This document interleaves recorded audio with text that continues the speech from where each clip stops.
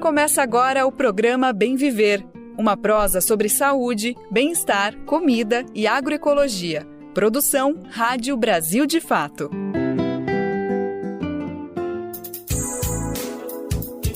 Oi, bora nessa que setembrou e segundou ao mesmo tempo, né? Vamos começar a semana e o mês nessa companhia que tanto nos alegra e fortalece cada vez mais. Hoje é segunda-feira, 1º de setembro de 2025 e a gente já te agradece por manter firme essa nossa sintonia. Dia a dia com saber e sotaques, sonhos e lutas por um mundo melhor.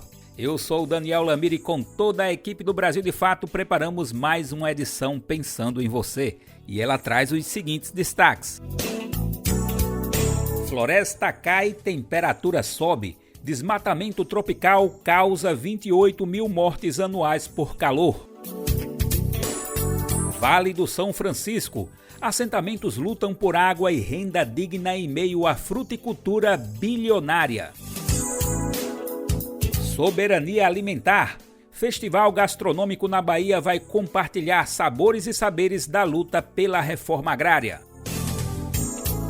Um pedacinho de Pernambuco no Benim. Pesquisa identifica como uma brincadeira da Zona da Mata foi parar no país africano. O Neafro. Para Douglas Belchior, Fundo da Igualdade Racial é reparação do maior crime de lesa humanidade da história. Então é isso, chega aqui e sintoniza com a gente que tem essas e muito mais com o nosso Bem Viver que tá só no comecinho. Programa Bem Viver. E a gente começa com um alerta sobre a situação das florestas com um problema que parece não acabar, né? O desmatamento. Como sabemos, somos também natureza e isso obviamente mexe diretamente na nossa condição de vida. E um novo estudo internacional deixa essa consideração ainda mais perceptível para a gente. Ele aponta que cortar árvores impacta na saúde de milhões de pessoas, aumentando o calor. Com isso, causando mortes que poderiam ser evitadas. Os detalhes do estudo agora com Nara Lacerda. Um novo estudo internacional revelou uma relação direta entre o desmatamento tropical, o aumento da temperatura e a mortalidade humana. Segundo a pesquisa publicada na revista Nature Climate Change, o calor provocado pela perda de florestas é responsável por cerca de 28 mil mortes por ano. Entre 2001 e 2020, mais de 345 milhões de pessoas nos trópicos foram expostas a um aquecimento local associado ao desmatamento.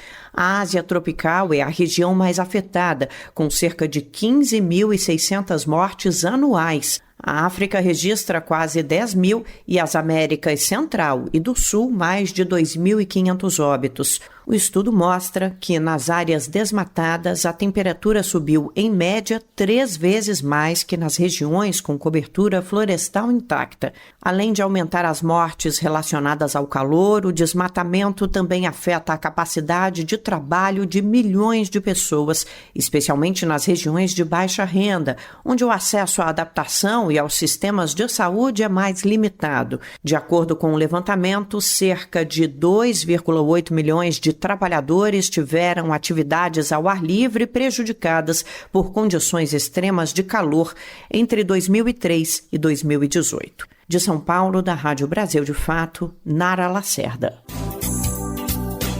Obrigado, Nara, e o recado é nítido, né? Proteger as florestas é proteger a nossa vida. A cada árvore em pé, menos calor sufocando comunidades, menos gente em risco. O futuro depende do que fazemos agora para manter vivas as nossas matas e garantir condições dignas para a humanidade. Com isso, a gente até aproveita para apresentar mais uma vez uma importante iniciativa. E aí, qual é, hein, Paroche? Manda ver pra gente. O Brasil de Fato te apresenta lideranças do movimento popular. Eu me chamo Merielle, sou do estado da Bahia, sou assentada no assentamento José Martí, município de Alcobaça, e educadora popular da Escola Egídio Bruneta. Venho convidar vocês a conhecer um pouquinho mais sobre o nosso Plano Nacional Plantar Árvores e Produzir Alimentos Saudáveis, a qual o MST lançou em 2020 e até 2030 a gente tem uma meta de plantar 100 milhões de árvores. e até o momento já plantamos 40 milhões de árvores em todo o território brasileiro, árvores para a recuperação dos bens comuns da natureza, mas também as árvores que nos ajudam na produção de comida de verdade, de alimentos saudáveis a partir da agroecologia. Então, no nosso site vocês podem obter mais informações, materiais de formação, porque não adianta a gente falar de plantar árvores sem a gente também não trazer o motivo a por que nós estamos plantando árvore, denunciar os culpados, que é o modelo do agronegócio, que destrói, que violenta, que mata, e nós anunciamos a agroecologia como nossa matriz de produção. Temos também o Instagram do Movimento Sem Terra, que também a gente vai divulgando as nossas ações nos territórios. Então venham conhecer um pouquinho mais. Para saber mais, acesse mst.org.br ou o Instagram, @Movimento Sem Terra. Olha, só que como a gente sabe, não é fácil manter iniciativas como essa do MST, né? Essa luta e esperança faz parte de um contexto muito maior que trava uma batalha histórica com quem pensa e age diferente. Entre décadas e lugares, a gente poderia trazer aqui muitos exemplos, mas trazemos um deles que está no Vale do São Francisco. É por lá que assentamentos lutam por água e renda digna em meio à fruticultura bilionária. Rodrigo Chagas traz os detalhes pra gente. O Vale do São Francisco é uma das regiões mais ricas do país na produção agrícola. Só em 2024, os projetos de irrigação da Companhia de Desenvolvimento dos Vales do São Francisco e do Parnaíba, a Codevasf, alcançaram um valor bruto de produção de mais de 8 bilhões de reais. A região é responsável por 90% da manga e 98% da uva exportadas pelo Brasil. Mas enquanto o agronegócio movimenta bilhões, assentamentos da reforma agrária enfrentam dificuldades para produzir. Falta regularização fundiária, crédito agrícola, infraestrutura e canais de comercialização. Um estudo coordenado por Estevam Munhoz, da Universidade Federal de Santa Catarina, mostra que a produção destes assentamentos segue invisível diante do agronegócio. E aí a gente está, ao mesmo tempo, apontando, né, que não adianta nada investir em infraestrutura se não investir também na consolidação dessas cooperativas, para que elas possam atuar em rede com as experiências aqui no Sul, tendo a Monte Vêneto como uma auxiliadora nessa replicação da metodologia, para a gente avançar de uma forma mais segura, né? Nesses processos aí de qualificação da cadeia produtiva. Além da falta de estrutura, os agricultores dependem de atravessadores para vender sua produção. Segundo o estudo, mais de 90% das frutas são comercializadas por intermediários, que pagam muito menos do que o preço final praticado nos mercados. No assentamento Safra, em Pernambuco, o agricultor Robson Silva dá um exemplo. Uma caixa de manga vendida a R$ 2,00 o quilo chega a custar mais de R$ 12,00 no supermercado. Eu fui no mercado e a produção que estava na prateleira, ela estava mais ou menos a 300% o preço que sai daqui ou mais. Um exemplo, se ela tivesse hoje aqui na nossa roça, a gente não vendia. Ou a gente doava para a família ou dava para os poucos. Mas no mercado ela estava na prateleira e um preço exorbitante. Ele acrescenta que muitos atravessadores levam centenas de caixas por dia, lucrando muito mais que os próprios produtores. Outro desafio é o acesso à água.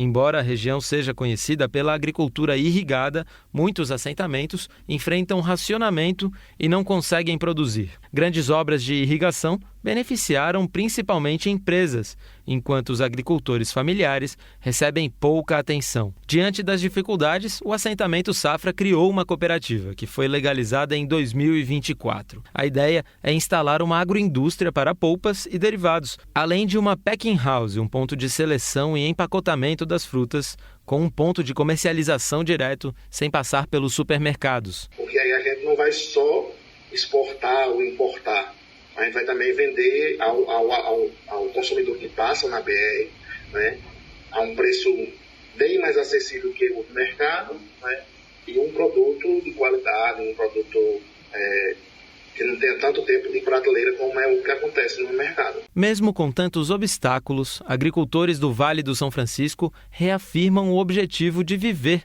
da sua produção com dignidade, rompendo a dependência dos atravessadores e buscando apoio para uma agricultura mais justa e sustentável.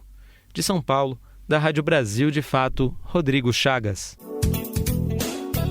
Valeu, Rodrigo, e como a gente sabe, né? Apesar de toda a importância de experiências verdadeiramente sustentáveis em assentamentos, tem muita gente que silencia. Há décadas, busca ver apenas o que interessa no seu jogo político na mídia. Aliás, será que quem recebe por exibir propaganda cara sobre o agro consegue falar sobre essas realidades no campo? O Brasil de Fato te apresenta lideranças do movimento popular. Eu sou Samuel, sou do Movimento dos Pequenos Agricultores, movimento que está hoje organizado em 19 estados do Brasil, e temos como principal bandeira de luta a produção de alimentos saudáveis em respeito à natureza, para alimentar todo o povo brasileiro e construir a soberania alimentar. E se você quiser conhecer um pouco mais do nosso trabalho, das nossas ações, pode nos seguir no Instagram, no @MPABrasil, e também se você quiser ter acesso aos nossos alimentos, pode seguir o Instagram das redes dos Raízes do Brasil, do Rio de Janeiro, da Bahia, de Sergipe e do Piauí, onde você pode também conhecer esse instrumento nosso de propagar e comercializar a produção da agricultura camponesa. Então é isso, nos segue e vem construir essa luta com nós. E neste mês de setembro vamos ter na Bahia a primeira edição do Festival Gastronômico Sabores da Liberdade. Ela será realizada no assentamento popular Claudemiro Dias Lima, do MST, na cidade de Jitaúna, entre os dias 26 e 28. A atividade envolve assentamentos, comunidades quilombolas e grupos parceiros de diferentes regiões do estado. Ao Brasil de Fato, Neto Onirê Sancada, agricultor e militante do MST, disse que o festival é resultado da soberania alimentar, ou seja, da conquista do direito de decidir o que plantar e comer, valorizando a produção local e saudável. Dessa forma, vários pratos serão produzidos e compartilhados entre assentamentos da região e entre o público participante. Ele é o resultado de um processo de construção da nossa soberania alimentar. Em 2022, a gente fez o primeiro evento, que foi o Desafio da Soberania, onde os assentados tinham o desafio de produzir o maior número possível de pratos, usando somente o que era do território. Então, a gente começa no Arojó, no assentamento Paulo Freire, produzindo 29 pratos, e encerra no assentamento Paulo Jarson, produzindo 75 pratos diferentes, né? Aí, esse ano, em parceria com o Instituto Alameda, nós vamos fazer um festival que reúne territórios da MST, então o Claudemiro Dias Lima atinge Itaúna, o Caso Marighella em Piauí, o Rosimeiro Conceição em Jaraguá e também a comunidade quilombola da Graciosa em Itaperoá, o Engenho da Ponte lá em Cachoeira e também a comunidade Mar de Areia, lá em Diamantina, em Piatã. Olha, pela quantidade de pratos, imagina só. Culinária baiana e da reforma agrária. A soberania alimentar significa ter autonomia sobre a própria alimentação sem depender de grandes empresas. É garantir comida de qualidade, acessível e produzida de forma justa e sustentável, como explica Neto. Não pode dar nada comprado no mercado. A exceção é o sal e o alho. Então, toda a produção que for comercializada durante o festival, ela é ou do território ou trocado com outro território, né? Que é justamente para celebrar a nossa soberania alimentar. Essa compreensão que um território livre é um território que detém a sua comida, né? Que produz a sua própria comida. E que pode, na relação com outro território, também completar o seu processo de alimentar, né? Assim, um povo com fome, infelizmente, não faz luta, né? A pior forma de escravidão é a fome. Então faz parte da estratégia da MST, né, esse processo de enfrentamento à fome a partir do horizonte da soberania alimentar. Pois é, né? E isso diz muito sobre um país que bate recorde na produção do agronegócio, mas ao mesmo tempo ainda luta contra a fome. Assim, para Neto, a produção agroecológica dos assentamentos não pode nem ser comparada com a do agronegócio. Enquanto essa e outras experiências da reforma agrária avançam na soberania alimentar para matar a fome no país, os setores empresariais pensam na exportação e nos lucros. O mercado, né, o comum do negócio, ele é financiado pelo governo federal, tem subsídio, né? O horizonte dele é a produção de commodity, e não de comida, enquanto o MST, por exemplo, e outros lugares rurais, né? Produz de forma tradicional, produz comida, que é negociada na feira, na micro-região. Então, hoje a gente tem um dilema hoje, que é o seguinte: se não mudar a matriz de produção no Brasil e no mundo geral, não vai ter comida logo ali. A gente vê hoje, por exemplo, as crianças adoecendo de câncer recém-nascida, né? Então, isso é resultado do processo de alimentação. A gente pensa as pessoas que moram na cidade se alimentando basicamente de ultraprocessados, e isso já é uma dependência muito grande dos mercados, e principalmente, né, do negócio, na indústria. Então, o que chega hoje às cidades hoje, a um preço acessível, não é comida, é o lixo industrial das indústrias, então é os ultraprocessados. Então, não faz sentido, por exemplo, um pacote de biscoito recheado ser mais barato, mais acessível do que uma penha de banana. Então, o festival é esse instrumento para trazer para a centralidade do debate a ajuda da alimentação e tomar uma estratégia de enfrentamento à crise, de superação, inclusive, do capitalismo. Porque a gente insiste nisso. A gente pensa, por exemplo, hoje, né? Hoje no festival a gente vai ter 6 comunidades diferentes, todas produzindo de forma agroecológica, né? E também é um princípio do festival. A gente espera alimentar pelo menos 500 pessoas a cada dia do festival. Então são 3 dias, 1.500 pessoas sendo alimentadas somente com o que é nosso território. Isso sem considerar nosso potencial. E é comida de verdade, tem sabor, tem cheiro, né? Gera fonte de vida, de nutrição. Então a gente precisa hoje dialogar com todo mundo e a gente precisa trazer o debate da alimentação também para a cidade. Porque essa é uma coisa importante. A cidade é quem mais vai sofrer e quem mais sofre hoje com a falta de abastecimento, com a falta de acesso a alimentos saudáveis, né? Essa compreensão da comida como mercadoria. Então, se a gente não enfrentar isso de maneira organizada, tendo como horizonte a superação do capitalismo, né, desse modo de produção, nós vamos ver, muito em breve, no Brasil, cenas muito similares ao que nós estamos acompanhando hoje, infelizmente, também com a Palestina ilhada. Pessoas morrendo de fome, ou de subnutrição, aos alimentos de produtos envenenados e de ultraprocessados. E sobre as atividades do festival, hein? Se engana quem acha que vai ter apenas comida boa e saudável, viu? Rodas de conversa, oficinas, intercâmbios e apresentações musicais estão na programação, como explica Neto Onirê. Nós estamos muito animados com a experiência do festival, né? Nós vamos ter oficinas para poder dialogar e ensinar para produzir, por exemplo, biomassa de banana verde, né? Como preparar silagem de mandioca, que permite armazenamento sem utilização de geladeira, né? Fazer panqueca de pulga, oficinas gastronômicas. Vamos ter também debates que visam atrelar, né, e demonstrar a importância da segurança alimentar como um elemento para solidificar a relação e a aliança entre os trabalhadores do campo e da cidade e, principalmente, a aliança entre os territórios em luta. E, musicalmente, vamos estar muito bem servidos. Daniel de Chabeira, que é um músico da região de Feira, de Feira de Santana, né? Vitória Coco, forró. Vamos ter a DJ Nu tocando discotecagem de forró. E é bacana, ela faz um trabalho muito bom de pesquisa e só toca as mulheres no forró, né? Então, a discotecagem, um compromisso também nesse debate. Temos atrações locais, João Lins tocando uma boa seresta, para quem gosta de dançar uma seresta agarradinho. E durante o festival a gente ainda vai ter a possibilidade de experimentar e conhecer o próprio assentamento em si. Então a gente vai ter aqui uma visita guiada ao assentamento para conhecer um pouco também da história, né? As cozinhas aqui montadas vão ser ao ar livre. Então quem estiver no festival vai poder acompanhar o processo de preparação dos alimentos, conversar com as pessoas que vão estar preparando alimento e o melhor, o entorno da cozinha vai ser o espaço de alimentação. Então você vai poder acompanhar todo o processo do seu prato e esperar ele ser servido ali para você. A gente tem hoje a possibilidade de acolher as pessoas, então nós temos a possibilidade de receber na pousada, aqui a gente está falando também, a gente fez uma parceria na pousada, então R$35 por noite para dormir na pousada. E aí a alimentação fica aqui no assentamento. É possível também fazer inscrição e vir acampar aqui no território, né? E aí arrumar um tempinho para ir no Rio, tomar um bom banho de rio aqui no Rio de Contas, né? Muito bonito. E durante o festival aí a gente vai ter alguns espaços para as escolas também. Porque é isso. É preciso que a gente dialogue muito cedo nas nossas crianças sobre os hábitos alimentares.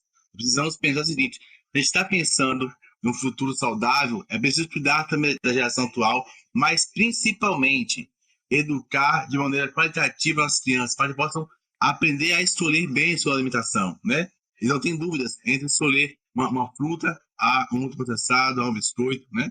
Por mais que apareça bonito na embalagem, mas aquilo ali é veneno, está sendo consumido. Então, a gente pretende fazer esse debate com muita festa, muita alegria.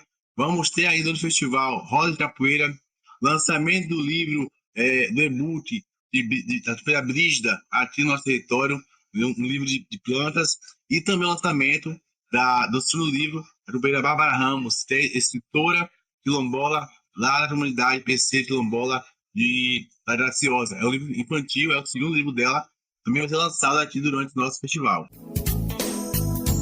É isso. O Festival Gastronômico Sabores da Liberdade será realizado no assentamento popular Claudemiro Dias Lima, a cidade Jitaúna, na Bahia, entre os dias 26 e 28 de setembro de 2025. As atividades, oficinas, rodas de conversa, intercâmbios, apresentações culturais, rodas de capoeira e lançamentos de livros. Saiba mais no site brasildefato.com.br. Esses depoimentos de Neto Onirê Sancada foram dados no jornal Conexão BDF, segunda edição. Ele conversou com José Eduardo Bernardes e Larissa Borrer. Se alimentar como um ato político e comida sem veneno? O Armazém do Campo reúne as duas coisas com a agricultura familiar orgânica e agroecológica dos assentamentos da reforma agrária. São várias lojas espalhadas pelo Brasil com produtos do Movimento Sem Terra, MST, além de atividades culturais, cafeteria e almoços coletivos. Encontre o Armazém do Campo mais próximo de você pelas redes sociais e venha. Traga sua família e amigos para conhecer um novo jeito de comer bem.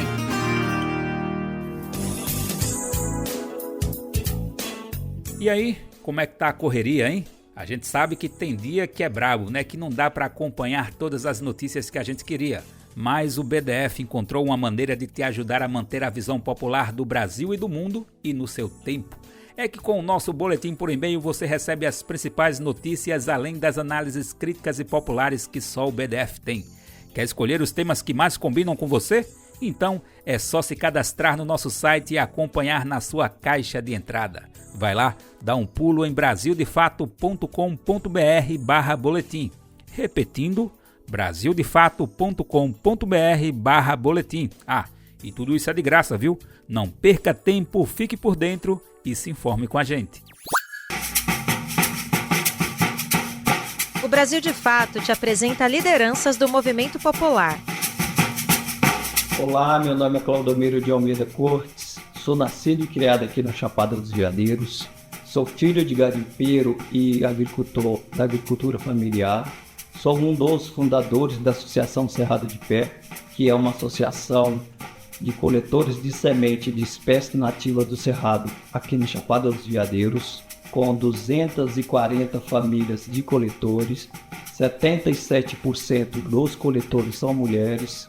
Além de sermos coletores de sementes, nós também trabalhamos com a restauração ecológica do Cerrado, buscando justiça climática e social, segurança alimentar, com geração de emprego e renda e dignidade, buscando empoderamento das comunidades, com a coleta de semente e mantendo o Cerrado de pé.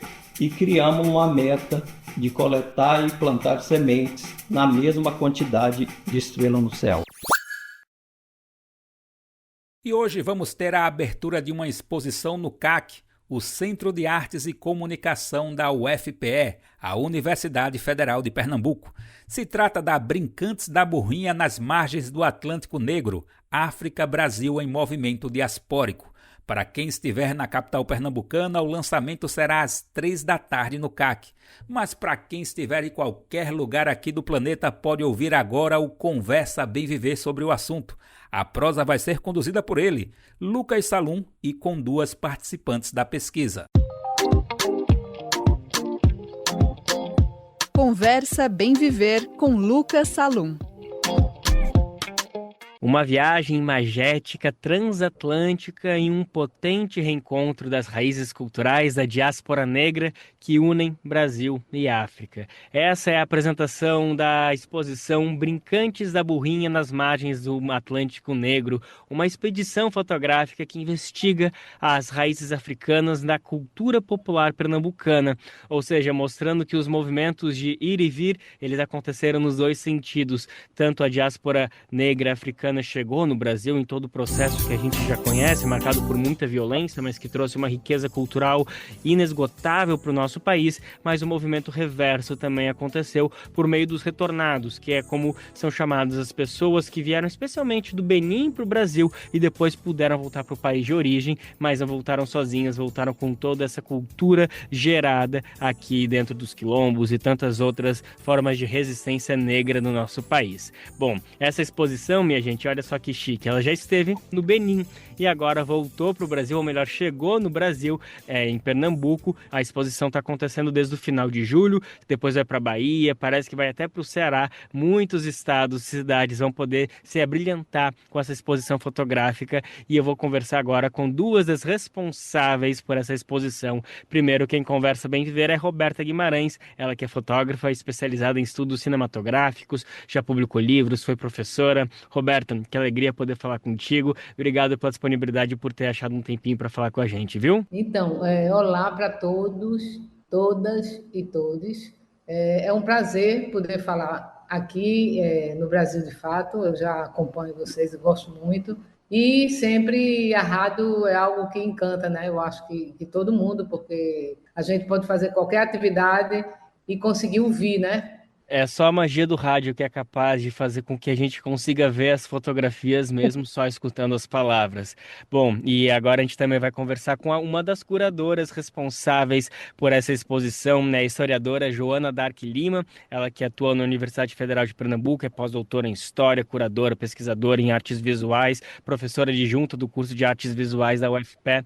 Professora, que alegria também poder falar contigo. Obrigado pela sua disponibilidade, viu? Eu que agradeço, super obrigada. Um grande prazer estar falando aqui nesse espaço do jornalismo de resistência e, por ser de resistência, de luta, né? Então, fico super feliz. Então, acho que é um pouco isso, né? A nossa pesquisa começa em 2020, na verdade, 2018. É um marco super importante. É bom lembrar que 2016 foi o ano do golpe da Dilma. A gente, na universidade, teve um impacto gigantesco e nesse período também a gente estava com a implementação, né, da Lei 10.639/03, que é a lei que exige de nós, educadores e educadoras, professores e professoras, para a gente entrar com os estudos da África e da cultura afro-brasileira, né? Essas ressonâncias. E eu e Roberta, a gente estava envolvida muito com estas questões. Somos mulheres brancas, mas estávamos envolvidos com o estudo da história da África e das diásporas. Em 2018, completou 60 anos da viagem do Roger Bastide e do Pierre Verger para essa região do Golfo do Benin, que ficou marcada, né, por ser a região que enviava, né, africanos, africanas, famílias, crianças, né, para serem escravizadas nas Américas como um todo, não só no Brasil, mas particularmente no Brasil, um número gigantesco de corpos, de pessoas chegaram por aqui. Então, a gente estava discutindo esta viagem, e a viagem era, em síntese, um fotógrafo, um sociólogo. Então, em torno desse epiteto, nós criamos um projeto que era um pouco para rememorar esse evento e aí retornarmos, nós, como retornadas, iríamos ao Benin para poder verificar, olhar e levantar questões acerca da presença de uma brincadeira que se chama burrinha, que acontece na cidade de Uidá e Porto Novo, no atual país, que é o Benin. Por quê? Porque Pierre Verger e Roger Bastide, apoiados também pelo pensamento gilbertiano, em seguida ao retorno desses dois intelectuais, considerou que essa manifestação, essa brincadeira, esse gesto, essa herança afro-brasileira na cidade de Uidá, denominada de Burrinha, tinha semelhanças e conexões com o cavalo marinho e a burrinha de Pernambuco. Esse pensamento, né, essa construção narrativa foi feita pelo Verger, pelo Gilberto Freire, pelo Bastide, pelo Antônio Olinto, que é um escritor, né, era um escritor, e a gente foi recolhendo essas narrativas. E o objetivo da pesquisa era ir para o Benin e olharmos 60 anos depois e levantarmos questões acerca dessas similitudes e talvez também diferenças. Em síntese, do ponto de vista conceitual, a pesquisa caminhou por aí. E conta um pouquinho para a gente, então, Roberta e Joana, quais foram essas constatações 60 anos depois? A gente pode dizer ali que o Benin tem um quê de Recife, do Recife, assim, tem um tanto de Pernambuco no Benin? Tem bastante, tá, Joana? Lucas, uma coisa que nos surpreendeu, assim, foi porque a gente, aqui em Pernambuco, a gente tem a burrinha, que é chamada de burrinha, ela acontece em Goiânia, uma cidade aqui próxima, e ela a configuração dela são crianças, normalmente, que participam com alguns instrumentos, né, de batuque e tal, e dançam com essa burrinha, às vezes são 4, 5 crianças, e eles saem pela cidade pedindo dinheiro. Hoje tem um encontro das burrinhas durante o carnaval, então tem desfiles dessas burrinhas, mas assim, a ideia é essa, de arrecadar dinheiro. Quando a gente chegou lá, a gente achava, assim, a gente não sabia ainda direito, né, como era a burrinha de lá. A gente tinha visto alguma coisa, mas não. Quando a gente foi digamos assim, registrar, né, fotografar, filmar a apresentação, começou a configurar não a burrinha, mas o cavalo marinho que a gente tem aqui em Pernambuco. Porque, por exemplo, a burrinha em Goiânia, como é chamada de burrinha, ela não tem banco, ela está na rua, ela anda pela rua toda. Diferente do cavalo marinho. O cavalo marinho você tem um banco, você tem os músicos, você tem as figuras que vêm se apresentar para o banco, né, dos músicos, e assim, quando a gente bateu o olho, né, comentando com o Joana e com o Maurício, que também é pesquisador desse projeto, isso aqui não é burrinha, é um cavalo marinho. Então, as figuras vem figuras de animais. Por exemplo, tem 2 bonecos enormes que a gente já associou aos bonecos gigantes de Pernambuco. São diferentes, porque as máscaras deles, as cabeças são menores. Aqui em Pernambuco e em Olinda, né, principalmente, a gente tem cabeças enormes nos bonecos. Eles são bem grandes. Mas, assim, a gente começava a ver essas figuras entrando e fazendo as associações. É evidente que os animais são diferentes. Lá tem um camelo, né, tem um macaco. Aqui a gente tem, tipo, avestruz, a gente tem... a burrinha, a gente tem, enfim, o boi, que também tem lá. Então, assim, a gente começa a fazer essas associações. E as pessoas da burrinha, que praticam a burrinha lá, cantam música em português e não sabem a língua. Então, isso foi o que impressionou também a gente, foi, Joana? Eles estão ali cantando em certas canções e não sabem a língua. Então, assim, né, assim, essa coincidência foi muito forte, né? É rico, como é rico também o cavalo marinho da gente aqui. Lá a apresentação iniciou à tarde, né? Eu assim, não tenho a certeza se eles fazem sempre nesses horários, mas aqui em Pernambuco as apresentações de cavalo marinho elas começam à noite, por volta de 21 horas, 22, e vai até a madrugada. Então o boi, que é a figura principal, ele só sai quando o sol nasce. Então, assim, tem essas diferenças. E durante a noite, aqui em Pernambuco, são mais de 70 figuras que se apresentam, né? E figuras que têm a ver com o cotidiano da Zona da Mata, né? São figuras que foram criadas no dia a dia, né? Então, assim, são riquezas distintas e, ao mesmo tempo, com semelhanças, né? Como falou Joana. Joana pode até acrescentar mais alguma coisa aí. Ei, Joana, só antes de tu complementar, eu só queria fazer mais uma provocação para que todo mundo que está nos acompanhando tenha a dimensão da ponte que a gente está construindo nessa entrevista, e essa exposição é o brilhantismo de tudo isso, que tem muitas manifestações brasileiras que a gente relaciona com essa diáspora africana, que elas não existiam propriamente na África e foram vir a existir aqui no Brasil quando esses povos foram trazidos para cá e, como uma questão de sobrevivência, tiveram que realmente se reinventar, e a partir de toda a sua bagagem cultural se desenvolveram novas técnicas, novas tecnologias, novos conhecimentos. E aí a gente pode colocar o samba, o carnaval, a culinária de vários aspectos, as religiões de matriz africana. Então realmente existe uma África que se desenvolveu no Brasil, digamos assim.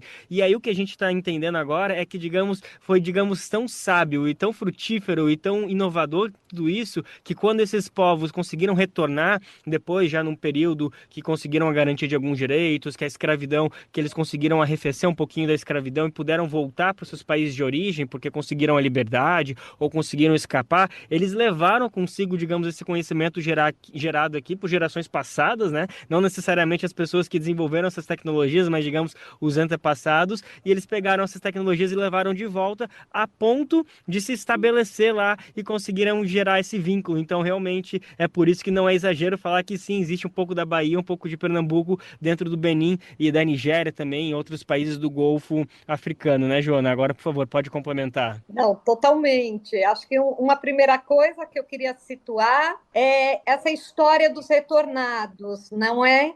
Essa história dos retornados não é um assunto que é exclusivamente nosso, mas já foi estudado por muitas pessoas, inclusive a viagem do Verger e do Bastide marcam, tem esse marco histórico. Depois disso, tem o Milton Guran, que tem um estudo longo na década de 90.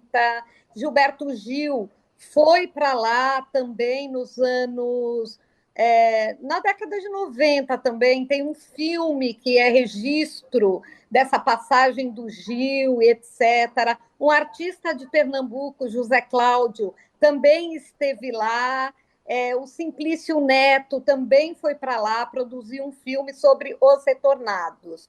O que significa? Significa pensar nesse conjunto de pessoas africanas e africanos que estavam aqui no Brasil no final do século XIX e que retornam numa situação de exílio um pouco, porque esse movimento começa com a Revolução dos Malês em Salvador, né? Ali em meados do 19. Então, é um marco muito importante. Esse grupo étnico em Salvador, chamado de malês, eram africanos muçulmanos que dominavam a leitura, que articularam uma revolta, uma revolução. Nesse contexto bélico, esses retornados, por isso retornados, eles voltam, e voltam de uma forma como numa diáspora. Necessariamente não foram os beninenses que voltaram para o Benin, mas voltam para alguns pontos da África, e na situação do Benin, que ainda era o reino do Daomé, nesse momento, eles vão chegar, e para a construção um pouco de uma identidade, lá eles se afirmam como resistência e como reconhecimento, para serem reconhecidos como brasileiros ou afro-brasileiros. Simultaneamente, foi o que você disse, quando essa população é arrancada de lá da África, dos vários países, né? E vem para o Brasil na condição de escravos, eles vão afirmar aqui a sua africanidade, que é, como diz o Kabengele Munanga, que é o que os liga e dá identidade a esse grupo social. E os retornados afirmam lá essa afro-brasilidade ou a brasilidade. Nesse contexto, na África, especialmente no Benin, a língua portuguesa é falada, as danças e a burrinha é uma manifestação que está dentro desse fluxo, refluxo, como o Pierre Verger falou, a feijoada e outras coisas da culinária, a construção, a arquitetura afro-brasileira é presente lá. Então, o que nos parece é que existe uma construção de uma identidade de resistência de um grupo social baseado na organização familiar também. Então, as famílias são identificadas como família Souza, Barbosa, Amaral, com sobrenomes do Brasil. Então, eu acho que eu respondo um pouco ao que você suscitou aí, Lucas, na sua entrada, nas suas considerações, pontuando um pouco essas relações estabelecidas. E acho que uma última coisa que é importante, ainda na década de 50, né, mas nesse contexto que o Pierre Verger e o Bastide vão à África, o Gilberto Freire escreve um artigo na revista O Cruzeiro, 1951, onde o artigo leva o nome Acontece que são baianos. O Gilberto Freire olha uma experiência na África, essa experiência afro-brasileira na África, e faz uma associação com a Bahia, que é uma associação muito legítima também. E o outro artigo que ele vai escrever é O Senhor do Bonfim Domina a África, em torno de uma festa que tem em Porto Novo, que é do Senhor do Bonfim, uma festa religiosa lá, né, da Igreja Católica e tudo mais. Ou seja, estabelecer a relação com a Bahia na nossa literatura, é um estabelecimento quase que direto com essa diáspora africana. O que nos chamou a atenção muito foi o estabelecimento com essa experiência em Pernambuco. Daí a nossa vontade de olhar para as nossas burrinhas aqui, que Roberta citou, e a burrinha de lá e tentar encontrar certas conexões. Ô, Joana, isso, lembrando também que a gente tem um trechinho do livro, né, da correspondência dos dois, porque Bastide, Verger estava sempre na África, né, e Bastide sempre ensinando na universidade, sem nunca ir lá, e Verger sempre dizendo, você tem que ir, e ele termina conseguindo levar Bastide, e quando eles chegam, coincide da festa da burrinha, e os dois, observando, eles veem um boi com bolinhas, né, um boi, digamos assim, tecido branco, bolinhas pretas, e eles fazem uma associação direta com o artesanato que é produzido em Tracuiaém e Caruaru, que é a zona da mata nossa aqui, que existia, enfim, ainda existe, muitos animais que eram criados com barro, e tinha essa característica de malhar, de botar as bolinhas. Então, assim, quando eles viram, ele disse, isso é o boi de Pernambuco. Então, assim, essa relação também vem, né? Quando eles falam justamente da Bahia, né? E tem essa relação com o Pernambuco, né? E a gente consegue ver, porque o cavalo marinho aqui é muito forte, né? Na Bahia, eu não sei, eu confesso que eu tenho desconhecimento, mas o cavalo marinho nosso é forte e está até hoje, né? A parte da burrinha que a gente tem em Goiânia, a gente tem a burrinha também dentro do maracatu rural, que é a figura que abre o maracatu rural. Inclusive, a gente faz uma associação ao Exu, né? Porque o Exu ele vem abrindo os caminhos, e a burrinha ela tem essa força, essa característica no maracatu. A figura vem vestida com a burrinha, normalmente com um tecido de chita, e vem com um chicote para fazer barulho no chão, chicote com uma borracha bem comprida, e afastar as pessoas que tendem a fechar o caminho do maracatu. Então, né, ela está ali permeando várias manifestações culturais aqui em Pernambuco, né? Mas assim, essa visão que eles tiveram, uma visão imagética mesmo, dessa burrinha pintada, aí fizeram associação com a cerâmica de Pernambuco, é bem interessante, né, para a gente, inclusive, influenciar a gente a desenvolver o projeto, né, Joana? Sim, Sim, meninas, eu vou ter que encerrar que tá chegando aqui já no limite. Eu sei que a gente não falou nem de 10% de tudo, mas eu acho que isso é bom porque já instiga as pessoas a irem conhecer a expedição e exposição fotográfica Brincantes da Burrinha nas margens do Atlântico Negro, que nesse momento está em Condado, em Pernambuco, ali na sede do Cavalo Marinho Estrela de Ouro, mas já vai chegar na capital pernambucana, no Recife. Eu quero que vocês passem direitinho esse cronograma, para onde vai depois, quais são as expectativas, se deve rodar também para outras regiões do país, como a região Sudeste, Sul, Norte, Centro-Oeste. E então eu vou pedir para vocês falarem um pouquinho desse cronograma e também uma última questãozinha aqui também para responder super sucinta para dar tempo de todo mundo falar, mas se já deu para entender que vocês chegaram lá e se sentiram em casa, se sentiram no Recife, se sentiram na Zona da Mata, se sentiram realmente no Nordeste brasileiro. Mas o pessoal de lá, do Benin, da Nigéria, dessas regiões do Golfo do Benin, eles também têm essa identificação, eles sabem que eles estão reproduzindo, ou não sei se reproduzir é a palavra boa, mas perpetuando um legado gerado por antepassados que estiveram no Brasil. Eles sabem que, de fato, a ponte com o Brasil está mais estreita do que um Oceano Atlântico pode permitir? Roberto? Não, Joana. Essa é para você.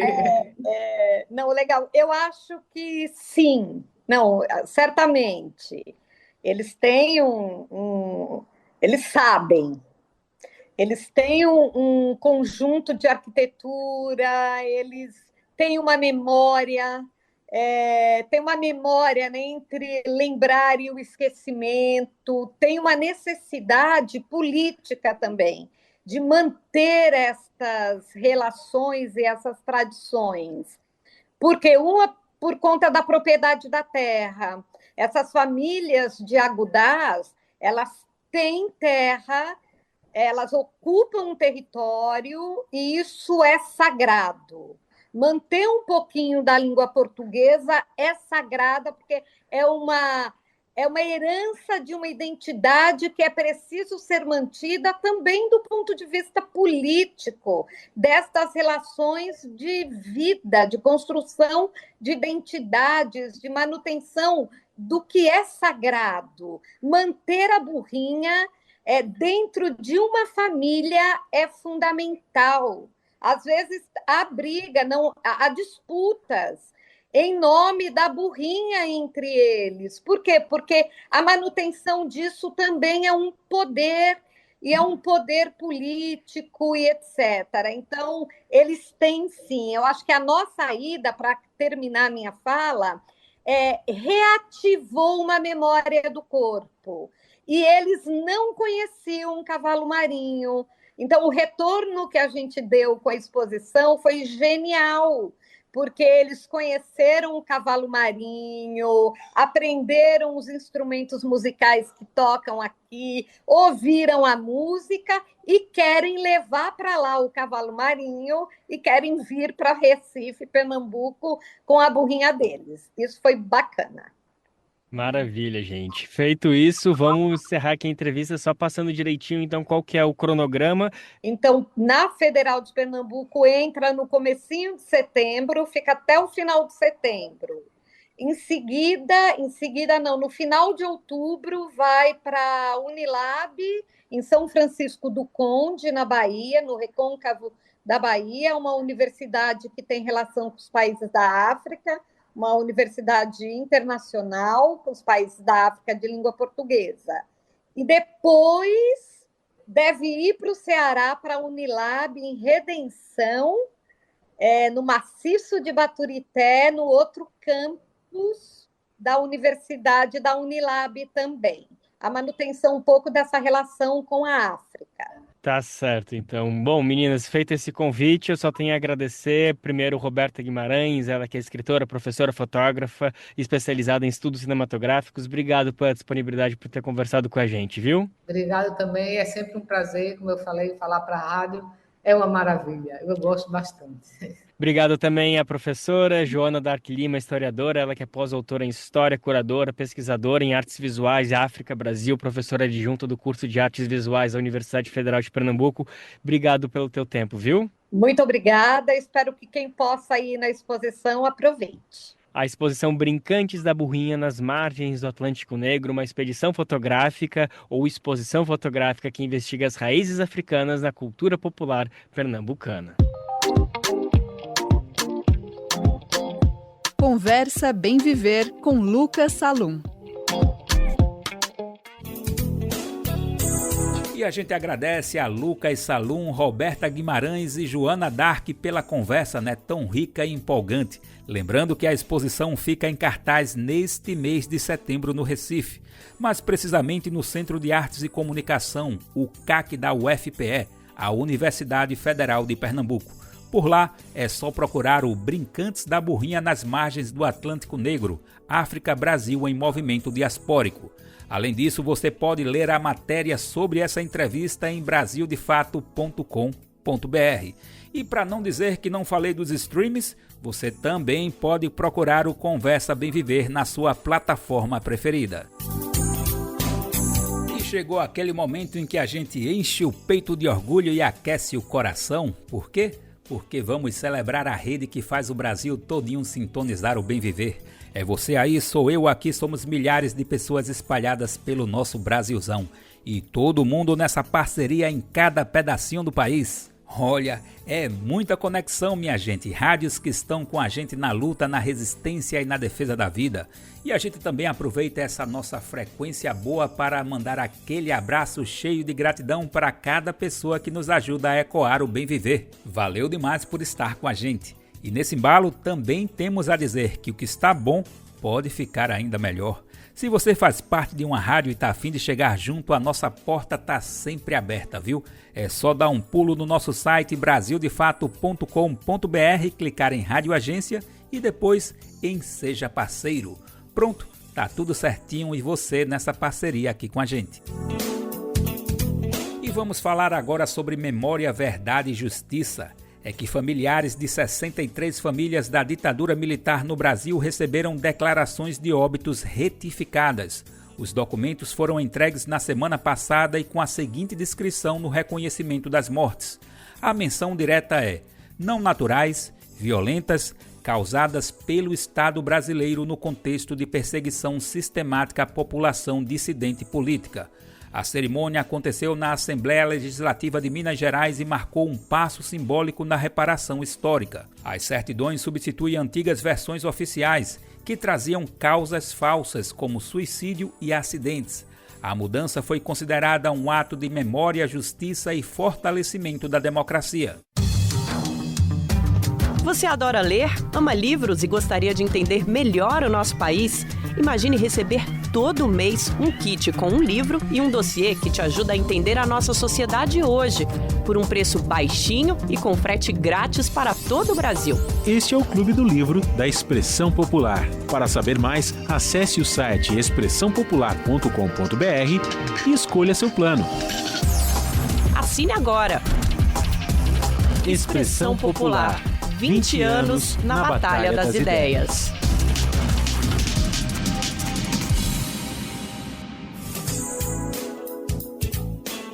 Opa, e aí, bora falar dele agora? Sim, é ele mesmo, é o meu, é o seu, é o nosso recadinho do coração aqui no Bem Viver.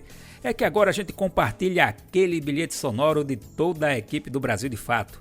Não esquece da gente não, tá? É que precisamos da sua colaboração para continuar produzindo conteúdos de qualidade com todo o rigor jornalístico que você já conhece e confia. Nosso trabalho é e sempre será trazer a visão popular dos fatos tanto no Brasil quanto no mundo. E você pode nos ajudar através do nosso Apoia-se, a plataforma que ajuda nessa contribuição. E esse seu apoio pode ser no valor que você puder, que estiver ao seu alcance. Assim você se junta a quem luta contra a desinformação e constrói um futuro melhor para todos e todas. E aí, bora nessa, né? É fácil. Acesse apoia.se/Brasil de Fato. O link também está na descrição deste episódio nas plataformas de podcast. Estamos contando com você! E na semana passada, a Comissão de Constituição e Justiça da Câmara dos Deputados aprovou a proposta de emenda à Constituição que cria o Fundo Nacional de Reparação Econômica e de Promoção da Igualdade Racial. O objetivo é ampliar oportunidades e garantir a inclusão social da população negra brasileira. Em entrevista ao Conexão BDF da Rádio Brasil de Fato, Douglas Belchior, fundador da UNEAFRO Brasil e conselheiro do governo federal, explicou que a iniciativa representa um marco para a luta do movimento negro. O fundo ele é uma proposição antiga já do movimento negro. Ele remonta debates nos anos 70 ainda, anos 80 com muita força, chegou a ser sugerido ainda durante o processo constituinte, então é uma demanda permanente do movimento que sempre discutiu a necessidade de reparação histórica e reparação econômica da população negra no Brasil, e para isso é preciso criar instrumentos, diversos instrumentos, para a promoção de políticas públicas e para a garantia de investimentos objetivos para a aplicação dessas políticas. O fundo, então, é esse instrumento, é um instrumento a mais. Ele significa também, para além do que é real, prático, do ponto de vista econômico, ele significa também um amadurecimento da agenda, né? Quer dizer, nós avançamos para um momento que nós estamos discutindo aqui a viabilidade econômica, instrumentos concretos para a implementação de políticas. Douglas Belchior foi entrevistado por Lucas Krupax e ele disse que o fundo funcionará como um instrumento econômico destinado a políticas públicas específicas. É mais um espaço, para além do orçamento ordinário, de recursos para investimento nessas políticas. A aprovação na CCJ permite a instalação de uma comissão especial para analisar o texto. Entre os pontos destacados estão o fomento à educação, bolsas de estudo e o apoio ao empreendedorismo. Além disso, a proposta inclui um capítulo inédito na Constituição sobre a promoção da igualdade racial. Belchior ainda destaca que a expectativa agora é mobilizar a sociedade para pressionar a tramitação. O que foi aprovado foi a admissibilidade do debate, da formalização do debate na Câmara Federal. Agora espera-se a criação de uma comissão especial pelo presidente Mota, então a gente precisa pressionar, tem uma fila grande de pedidos de comissão especial na Câmara Federal, então essa é uma decisão política que a mesa diretora, que o presidente precisa tomar. Depois de criada a comissão, os partidos indicam membros, o presidente e os relatores são eleitos da comissão. Do projeto em si, a gente já tem a relatoria da Gisela Simone, que é uma deputada do Mato Grosso, bastante interessada, envolvida e comprometida com o tema. E aí, essa comissão passa a ter um prazo para emitir, para analisar e para emitir um parecer. Esse parecer é votado na comissão, depois disso é votado em plenário. A gente precisa alcançar 3/5 de votos para ser aprovado em plenário depois de todo esse trabalho da comissão. Depois de votado na Câmara, vai ao Senado na mesma medida, precisa de uma votação de 3/5 dos votos, volta para a Câmara para ser reafirmado. Então, esse é o caminho que deve durar meses, né? Não é uma coisa que acontece de um dia para o outro, até porque nós também queremos utilizar o espaço da comissão para refletir, aprofundar o debate, fazer com que a sociedade participe desse debate, porque eu acho que das principais dimensões desse acontecimento histórico, que é o Parlamento Brasileiro, o Congresso Nacional, finalmente se debruçar sobre o tema objetivamente, o tema da reparação histórica. Isso é inédito, nunca aconteceu, então é muito importante que aconteça. Nós temos que trazer a sociedade brasileira para esse debate. Isso tem que ser um assunto comum, um assunto do dia a dia. Nós precisamos reparar quase 400 anos do maior crime de lesa humanidade da história do planeta. E você pode conferir mais sobre o assunto em brasildefato.com.br. É isso, o nosso Bem Viver de hoje vai se despedindo, mas lembrando que durante toda a semana você pode nos acompanhar e de muitas formas, viu? Uma delas é na frequência 98.9 FM da nossa Rádio Brasil de Fato na Grande São Paulo. Mas o nosso programa vai além, viu? Com a nossa transmissão online. É que a gente se conecta através do app da Rádio BDF ou então dá um pulo em brasildefato.com.br. E tem mais? Tem sim. Também entramos no Dial em outros locais do país e em outros horários. É que temos a alegria e satisfação de contar com uma rede incrível com centenas de rádios em vários locais do país. Por isso o nosso eco vai ainda mais longe em muitos pedacinhos do nosso Brasilzão. E a lista completa de emissoras você encontra no nosso site na matéria de divulgação diária do programa. A gente aproveita aqui para reforçar o agradecimento a esses veículos por estarem com a gente. E a nossa ficha técnica, hein? Bora lá? Eu, Daniel Lamir, estive no roteiro e apresentação. A edição e produção foi feita por Lucas Salum, Wallace Leray e por mim, Daniel Lamir. Na técnica contamos com o trio André Paroche, Adilson Oliveira e Lua Gattinone. A supervisão da Rádio Brasil de Fato é de Lucas Salum. A coordenação de jornalismo é de Monize Ravena e Lucas Stanislau. A direção executiva é de Nina Fidelis. E também temos a participação sempre valiosa de toda a equipe de jornalismo do Brasil de Fato. A gente te agradece mais uma vez pela parceria e deseja uma ótima segunda-feira, uma ótima semana e um abração, lembrando que amanhã tem mais. Você ouviu o programa Bem Viver, uma prosa sobre saúde, bem-estar, comida e agroecologia. Produção Rádio Brasil de Fato.